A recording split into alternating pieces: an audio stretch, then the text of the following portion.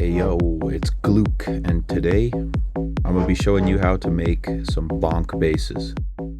When it comes to bonk basses, I've made a few here using the loop that we made in the last video, and I've made these in different programs. So this top one is Operator, which is native to Ableton Suite. Then we have a bonk in Serum, and then we have a bonk in another program called FM8, and I'll show you how to make all of these.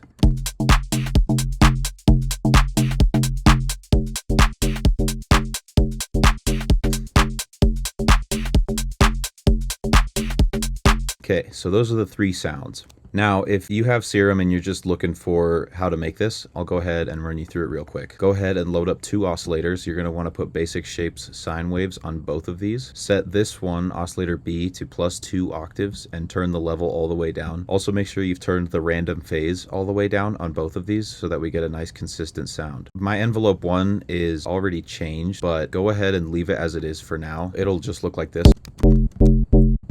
Then what we're going to do is take envelope 2, go ahead and drop the sustain all the way down, and then apply that to this warp knob. Set it to FM from B all the way down here. Go ahead and have the automation. I've got it around 30. You kind of want to aim for just the top bit. Then go ahead and also put this on the sub, have this go all the way up and have it go direct out. We don't need to change the octave here. We don't need to change the octave here because we're just playing in the 0 octave in the MIDI clip. So F0 for the notes. Yeah, that's pretty much the whole patch. If you're looking for, that FM sort of bonk lead, that will be more than enough. But the thing about bonks, there are a lot of different ways to make bonks. All three styles of these bonks revolve around the same idea of frequency modulation and how we're stacking that. With this Serum one, what we're doing is we're taking FM from B, and we're having this as our frequency modulator, and this is the sort of main one that we're playing. You don't really need the sub on for this, but I found it just makes it a little bit warmer if you do. The main beef of this sound is coming from this FM from B modulation. And the reason we've landed on 2 octaves is because I found that generally speaking, FM tends to come out the best when you're using a difference of 2 octaves. I'll show you what 1 octave sounds like. It's a bit thicker and grittier. And then once we go above 2 octaves, it starts to get a bit whinier.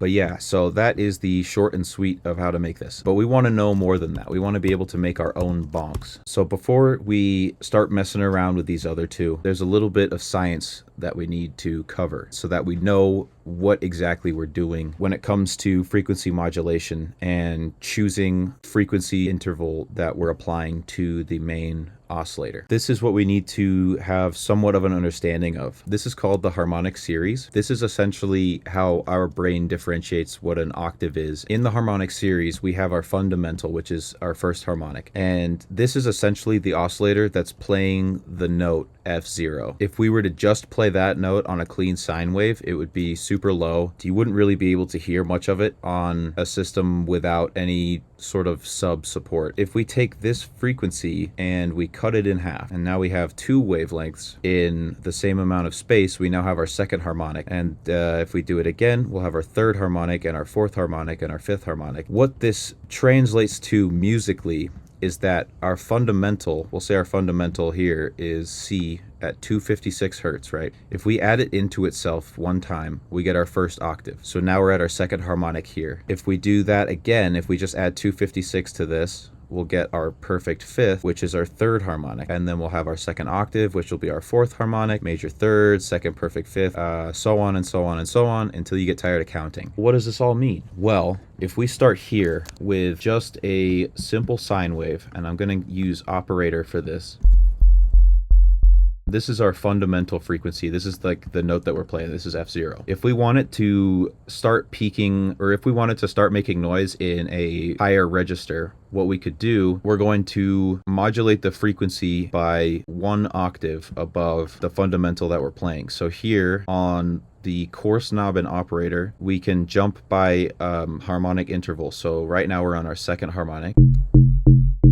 In operator, the frequency modulation is going to be applied to the primary carrier signal through this envelope shape. If I bring the sustain all the way up, it's now buzzing this frequency 1 octave above, and it's giving us more range out of that and pushing it more into the low mids. If I bring the sustain all the way down, you can hear how now it's only affecting the beginning of the actual hit. Now, if we want to make it a little bit snappier, what we could do is turn on this third one. We'll assign this to coarse pitch 4. So this is now 2 octaves. So we're playing the fundamental 1 octave above and 2 octaves above. And we have it stacked in such a way that this envelope is going to be quicker than this envelope, which is going to be quicker than this envelope. So we're trying to make sort of this like harmonic jello cake, essentially, where we've got the higher harmonics on top and the lower harmonics on bottom. Without this top layer, this is what it would sound like.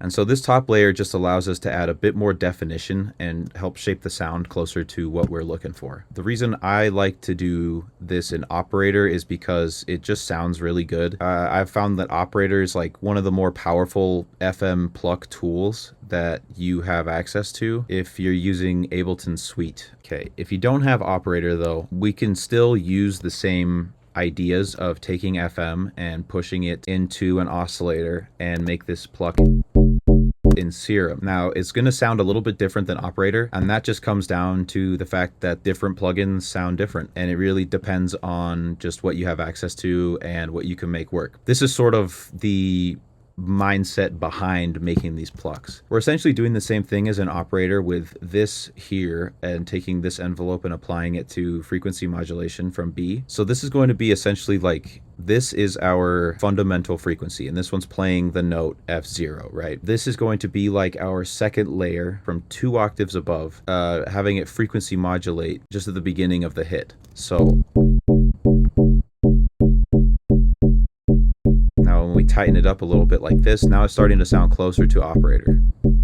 Yeah, so that's essentially how you would make the FM bass in Serum. The main thing I'm trying to show is that it's the same pattern of thought that we use to get these out. Here's the third bonk that I made, and this one is in FM8. I'm pretty sure here. Yeah, so I've got this one set up like how we have our Operator. So we have our main carrier. Yeah, I know that this UI is difficult to look at, but just bear with me. So this is the section that we want to be looking at over here on the right, the FM matrix. This is essentially this part of our Operator. With FM8, F is going to be our fundamental. So you kind of want to leave this one just as it is. This is our output, and so this is what our ears are hearing. Now to FM here, we've got E going into F, and we've got D going into E. So the pattern kind of does one of these. In the F oscillator, if we look at our ratio here, this is going to be our harmonic series. And so we've got it set to 1, which just means that it's just playing F0. This one, we've got it set to ratio 2. So this is going to be 1 octave above F. And on D, we have this one set to 4. This one is going to be 2 octaves above, because remember, our third harmonic is our perfect fifth above the first octave. And so the main way that I'm shaping this sound is once I get the tones I want out of the operators that are doing the FM, then it's going to be a matter of shaping the envelope. So here you can see I've got like a nice pluck on E, and then I've got an even shorter pluck on D. If I were to turn this up, you can start to hear the FM come through again really, really clearly. But yeah, I'll show you some examples of songs that I've used the bonks in for FM stuff.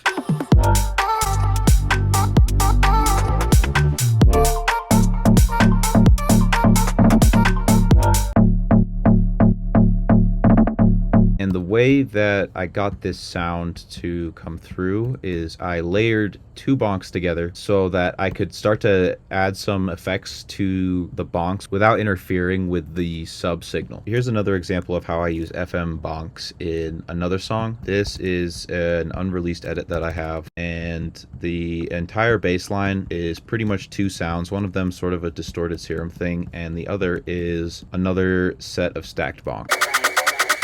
Faded. Pull up. Headshot. Sit down. Stand up.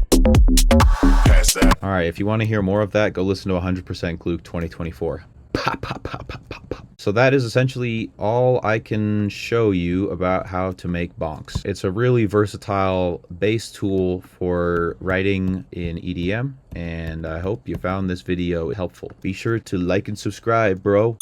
Smack the bell, and we'll see you in the next one.